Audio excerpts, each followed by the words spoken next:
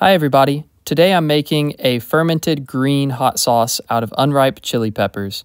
I had to pick all the peppers off my plants because it's frosting in my area for the first time tonight. So this is just a wide mix of unripe habaneros, red devil's tongues, and fatalis that I'm giving a rough chop on here and adding to my fermenter. Now that I've got all my chili peppers roughly chopped and put into the fermenting jar, I'm adding a 3% brine solution that I made just with water and kosher salt. I'm putting enough in to cover the chili peppers, but still leaving some headroom. We only want anaerobic bacteria to process our ferment, so what I'm doing here is using a Ziploc bag with a little bit of water in it as a weight to push all of our roughly chopped peppers under the surface of the brine solution, where they won't come into contact with the air.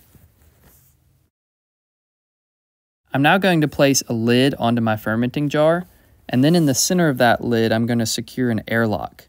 The airlock will ensure that any gases produced by the bacteria during fermentation are able to escape, but at the same time won't let any bad germs into the jar. Here's the final product of all of our peppers in the jar. This was about 5 pounds of unripe peppers, and you can see they're a very bright green color before the ferment. And here's my jar of peppers post-ferment. I let this one ferment for about 6 weeks, so a month and a half, and as you can see, the peppers have all gone a dark green color, and I'm sure they have that good, tangy, fermented taste to them.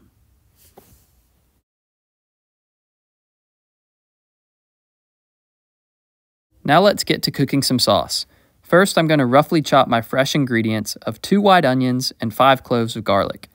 I could have fermented these with the peppers, but I like the contrast of the fermented tangy peppers with the crisp fresh ingredients. Once I've got that all chopped, I'm just going to add the juice of 2 limes to my pot.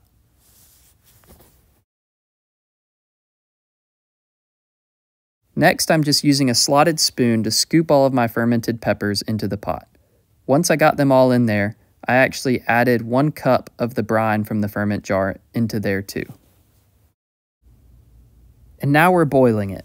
I let it boil for about 20 minutes or until all the onions and garlic get soft, whichever one is longer.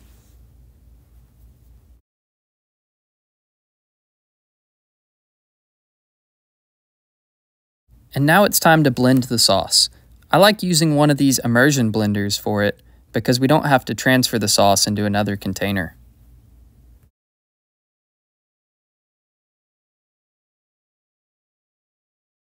A minute or two into using the blender, it's already starting to look much saucier. You just need to be very careful during this part to not accidentally sling any into your eyes or face. It's really hot.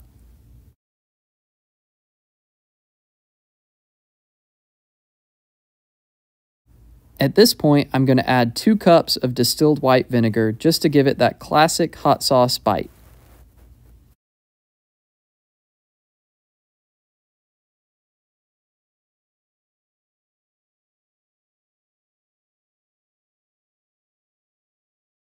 Once you have that vinegar thoroughly mixed in, it's actually time to try your sauce for the first time.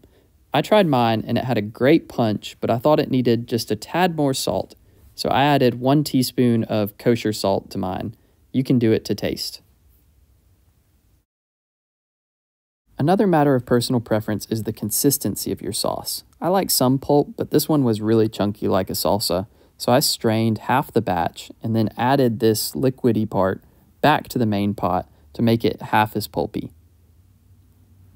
I'm going to save this pulp to season other food with later, but here you can see the final consistency of the sauce.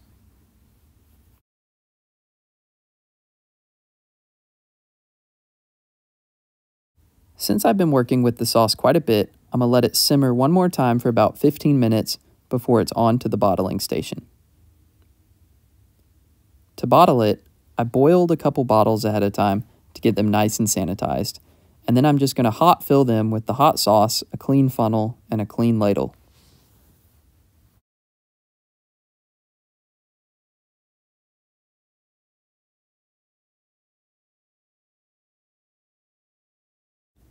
As you guys can see, this sauce came out a gorgeous bright green color. I love the way it tastes as well. It's so tangy in ways that only fermentation can produce, but it also has a nice bite from all that vinegar and a clean finish from those fresh ingredients. All that's left is to cap it and enjoy. Thank you so much for watching.